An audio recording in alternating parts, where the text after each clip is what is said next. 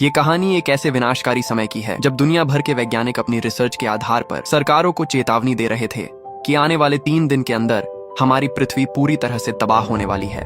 अजीब बात यह थी कि ना तो किसी सरकार ने और न ही किसी आदमी ने उस चेतावनी को सीरियस लिया।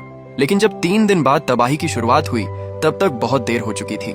कहानी की शुरुआत साल 2009 से होती है, जहां भारत की एक तांबे की खान में जो जमीन के लगभग 3000 मीटर नीचे थी, वैज्ञानिक ब्रह्मांड से आने वाले कणों का अध्ययन कर रहे थे। खान इतनी गहराई में होने के कारण वहां ज्यादातर किरणें नहीं जाती थीं, लेकिन न्यूट्रिनो नाम के कण इतनी गहराई में भी चले जाते थे। इसलिए वहां उसी जगह न्यूट्रिनो ऑब्जर्वेशन सेंटर बनाया गया था। तभी एक अमेरिकी भूवैज्ञानिक को तुरंत भारत बुलाया गया। उसके भारतीय दोस्त ने बताया कि पिछले हफ्ते इतिहास का सबसे बड़ा सोलर फ्लेयर फूटा है। सूरज से भारी मात्रा में प्लाज्मा निकला, जिससे पृथ्वी पर न्यूट्रिनो की मात्रा अचानक बढ़ गई और उनमें बदलाव आ गया। इसका असर पृथ्वी के अंदर तक पहुंचा और पृथ्वी के कोर का तापमान लगातार बढ़ने लगा। सीधी भाषा में समझो तो जैसे सूरज ने छींक मारी और वायरस फैल गया, और वो वायरस पृथ्वी को बीमार कर रहा है। अब पृथ्वी एक भयानक बीमारी की तरफ बढ़ रही थी। भूवैज्ञानिक तुरंत अमेरिका लौटा और व्हाइट हाउस के चीफ को सारी रिपोर्ट दिखाई। चीफ ने 1 सेकंड भी बर्बाद नहीं किया और उसे सीधे राष्ट्रपति के पास ले गया। कुछ महीनों बाद कोलंबिया में हुए G8 समिट में अमेरिकी राष्ट्रपति ने यह खुलासा किया कि दुनिया पर बहुत बड़ी आपदा आने वाली है। विशेषज्ञों के मुताबिक जल्द ही एक महाप्रलय आएगा और पूरी धरती पानी में डूब जाएगी। इससे बचने के लिए 8 देशों ने मिलकर आर्क प्लान बनाया। सबसे बेहतरीन इंजीनियरिंग क्षमता होने के कारण चीन को विशाल जहाज बनाने की जिम्मेदारी दी गई। अमेरिका और बाकी देश पैसे और संसाधन जुटाने में लग गए। और पैसा कैसे जुटाया गया? बहुत आसान। एक टिकट की कीमत 1 अरब यूरो। जिसे खरीदना है खरीदो। लेकिन आम लोगों को इस प्लान के बारे में कुछ भी पता नहीं था। उनके लिए दुनिया वैसी ही थी जैसी हमेशा से थी। जैसे जैक्सन के लिए, उसके लिए जिंदगी अब भी वही थी। देर तक सोना, आराम से उठना। फर्क बस इतना था कि उस दिन वो सच में देर से उठा था। जैक्सन एक लेखक था जिसने अपनी जिंदगी में सिर्फ 400 किताबें बेची थी। उसकी पत्नी उससे तलाक ले चुकी थी। उस दिन वह जल्दी जल्दी अपनी एक्स वाइफ के घर पहुंचा क्योंकि उसे बच्चों को कैंपिंग पर ले जाना था। बच्चे उसका इंतजार कर रहे थे। हंसी मजाक के बीच वह बच्चों को लेकर निकल पड़ा और पहुंचा येलोस्टोन नेशनल पार्क, जो अमेरिका के वायोमिंग राज्य में स्थित है और दुनिया के सबसे बड़े ज्वालामुखीय क्रेटरों में से एक है।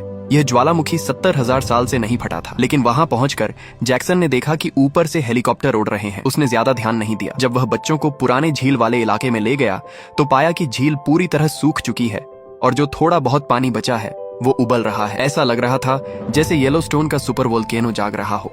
अचानक अमेरिकी सेना के जवान वहां पहुंचे। पता चला पूरा पार्क सेना ने सील कर रखा है। उन्हें बिना कुछ समझाए एक अस्थायी कैंप में ले जाया गया, जहां दुनिया के टॉप वैज्ञानिक मौजूद थे। वही डॉक्टर भी वहां था जिसने पहले रिपोर्ट दी थी। हैरानी की बात यह थी कि डॉक्टर जैक्सन को पहचानता था। वह उसकी किताबों का फैन था। उसकी मदद से सेना ने उन्हें छोड़ दिया। लेकिन जैसे ही जैक्सन वहां से गया, वैज्ञानिकों ने नए डेटा का विश्लेषण किया और एक डरावना निष्कर्ष निकाला। पृथ्वी के कोर का तापमान तेजी से बढ़ रहा है। दुनिया का अंत अब 21 दिसंबर 2012 को ही होगा। ठीक वैसा ही जैसा माया भविष्यवाणी में कहा गया था। और अब सिर्फ 3 दिन बचे थे। तुरंत आर्क प्लान शुरू कर दिया गया। वापसी में जैक्सन की मुलाकात एक अजीब आदमी से हुई जो रेडियो होस्ट था और दुनिया के अंत की बातें करता था। उसने सेना की गतिविधियों से कुछ राज जान ली थे। उसने जैक्सन को बताया कि दुनिया खत्म होने वाली है और विशाल जहाज बनाए गए हैं। पहले तो जैक्सन ने उसे पागल समझा, लेकिन जब वह एयरपोर्ट पहुंचा और टिकट और बड़ा जहाज जैसी बातें सुनी तो उसका दिमाग घूम गया। तभी जमीन में दरार पड़ी। हाल के भूकंप याद आए। शायद वो पागल सच कह रहा था। जैक्सन ने अपनी सारी बचत लगाकर एक छोटे विमान को किराए पर लिया और तेजी से अपनी एक्स वाइफ के घर पहुंचा। उधर घर में सब लोग आराम से खाना खा रहे थे और न्यूज पर चर्चा कर रहे थे। तभी जैक्सन पहुंचा और चिल्लाकर सबको गाड़ी में बैठाया। अगले ही पल घर धराशायी हो गया। जमीन समुद्र की लहरों की तरह उठने लगी। पूरी धरती फट रही थी। आगे सड़क पर 2 बुजुर्ग महिलाएं धीरे धीरे गाड़ी चला रही थीं। जैक्सन बुरी तरह घबरा गया और गाड़ी को साइड से निकालकर आगे बढ़ा। हाईवे टूट रहा था। एक तेल टैंकर गिरकर पेट्रोल पंप से टकरा गया और विस्फोट हो गया। जमीन धंस रही थी। किसी तरह वह टूटती सड़कों के बीच से निकल गया। आगे एक कांच की इमारत रास्ता रोक रही थी। उसने एक्सेलरेटर दबाया और इमारत के अंदर से गाड़ी निकाल दी। किसी तरह वे एयरपोर्ट पहुंचे, लेकिन पायलट मर चुका था। किस्मत से एक्स वाइफ का नया पति थोड़ा बहुत विमान उड़ाना जानता था। रनवे टूटने से पहले विमान उड़ गया। नीचे जमीन फट रही थी। शहर समुद्र में फिसल रहे थे। चीखें, ढहती इमारतें, टूटती रेलगाड़ियां, सब कुछ प्रलय का संगीत लग रहा था।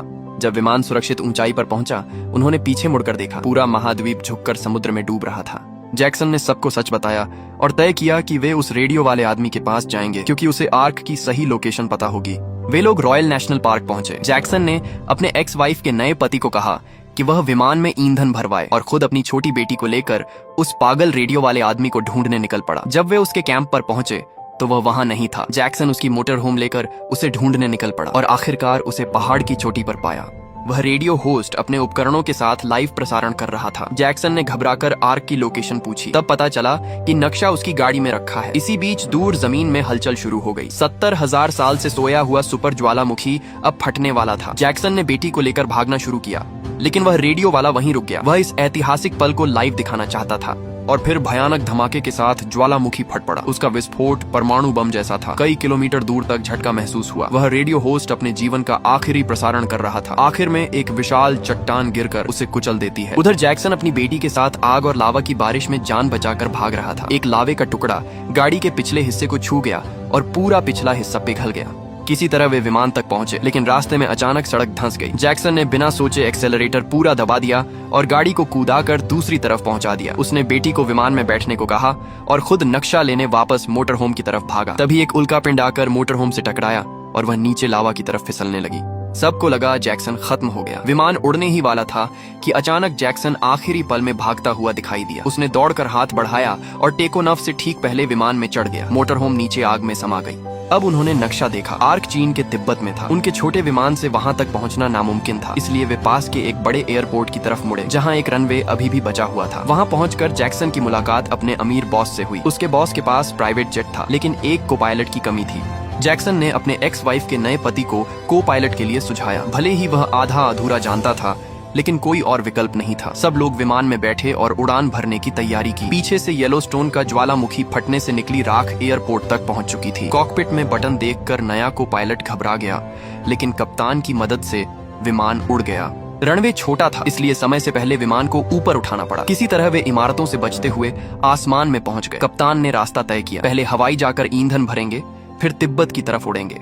लेकिन जब वे हवाई पहुंचे तो वहां सब कुछ आग में जल रहा था। लावा सड़कों पर बह रहा था। जो जगह कभी पर्यटन का स्वर्ग थी, वह नरक बन चुकी थी। ईंधन भरने का सवाल ही नहीं था। मजबूरी में कप्तान ने फैसला किया कि जितना ईंधन बचा है उसी में तिब्बत तक उड़ेंगे।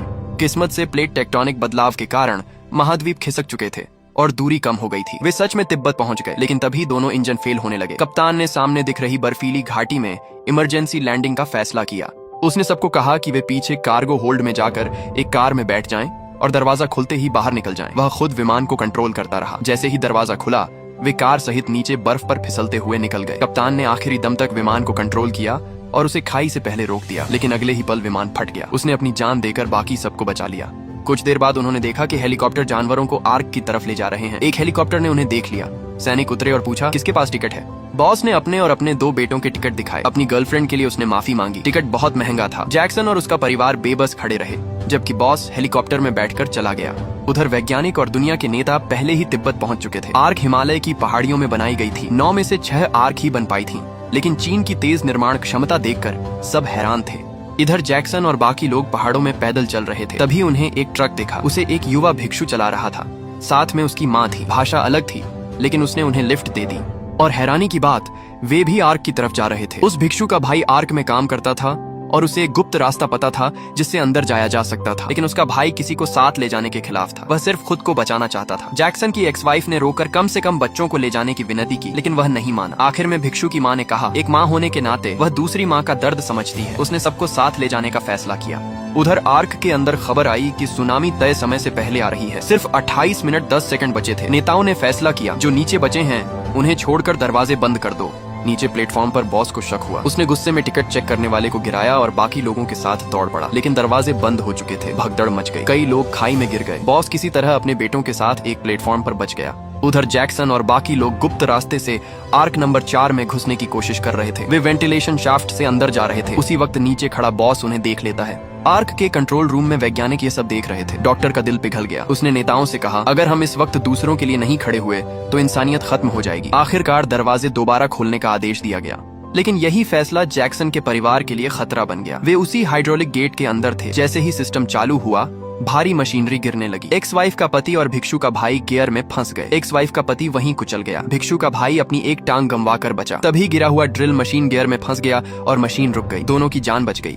दरवाजे खुलते ही लोग खुशी से अंदर दौड़े। बॉस प्लेटफॉर्म पर फंस गया। जब दरवाजा दोबारा बंद होने लगा तो उसने अपने दोनों बेटों को ऊपर धकेल दिया, लेकिन खुद खाई में गिर गया। वह अच्छा इंसान नहीं था, लेकिन एक अच्छा पिता जरूर था।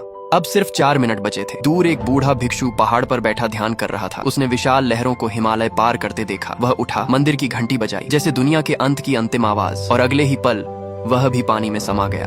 अब हालात बिल्कुल बेकाबू हो चुके थे। डॉक्टर कंट्रोल रूम में खड़ा था और दरवाजा बंद करवाने की कोशिश कर रहा था, लेकिन अचानक पता चला कि दरवाजे का गियर जाम हो गया है। मॉनिटर पर उसने देखा कि जैक्सन और उसका परिवार किसी तरह आर्क के अंदर घुस आए हैं, लेकिन अब कुछ करने का समय नहीं था। विशाल सुनामी सीधे आर्क की तरफ बढ़ रही थी। जैसे ही काउंटडाउन खत्म हुआ, पानी की विशाल दीवार आर्क से टकराई। इतना जोरदार झटका लगा कि पूरा कंट्रोल रूम हिल गया। पानी दरवाजों की दरारों से अंदर घुसने लगा। अंदर मौजूद लोग गिरने लगे। अफरा तफरी मच गई। इमरजेंसी सिस्टम चालू हुआ, लेकिन आर्क नंबर 4 का डूबना लगभग तय लग रहा था। इसी संकट में डॉक्टर तुरंत उस निचले कंपार्टमेंट की ओर भागा, लेकिन सेफ्टी लॉक के कारण वह खुद अंदर नहीं जा सकता था। उसने मॉनिटर के जरिए जैक्सन से संपर्क किया। अब पूरे जहाज की किस्मत जैक्सन के हाथ में थी। अगर गियर से फंसी मशीन हटेगी नहीं तो दरवाजा बंद नहीं होगा और जहाज डूब जाएगा।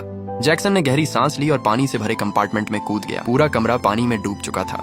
उसे एक ही सांस में उस फंसी हुई ड्रिल मशीन को निकालना था। कंट्रोल रूम में बैठे सब लोग सांस रोके देख रहे थे। जैक्सन ने पूरी ताकत लगा दी, लेकिन मशीन टस से मस नहीं हुई। तभी अचानक उसका बेटा भी पानी में कूद पड़ा। उसने ध्यान से देखा कि असली समस्या मशीन नहीं बल्कि उसकी केबल थी जो गियर के अंदर फंसी हुई थी। जैसे ही जैक्सन ने केबल खींचकर अलग की, मशीन आसानी से निकल गई। गियर घूमने लगा। दरवाजा बंद हो गया।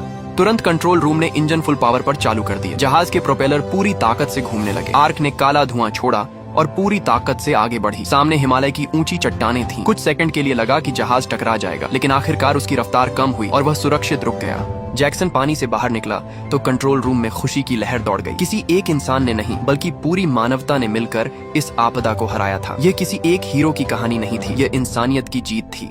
एक दिन बाद जहाज के अंदर भरा पानी निकाल दिया गया। डॉक्टर ने पाया कि यह महाप्रलय जितनी तेजी से आया था उतनी ही तेजी से पानी उतर भी गया। और सबसे हैरान कर देने वाली बात यह थी कि पृथ्वी की प्लेटों के खिसकने से अफ्रीका महाद्वीप करीब 7000 फीट ऊपर उठ चुका था।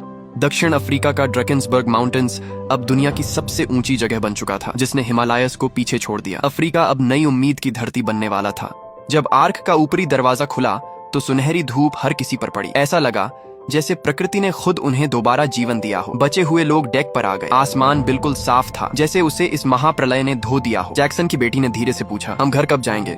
जैक्सन ने उसकी तरफ देखा। उसके चेहरे पर थकान थी, लेकिन आंखों में उम्मीद। उसने शांत स्वर में कहा, अब हम वहीं जाएंगे जहां हम नया घर बनाएंगे। और यहीं पर इस महाविनाश की कहानी खत्म होती है। दुनिया खत्म नहीं हुई थी, बल्कि एक नई दुनिया की शुरुआत हुई थी।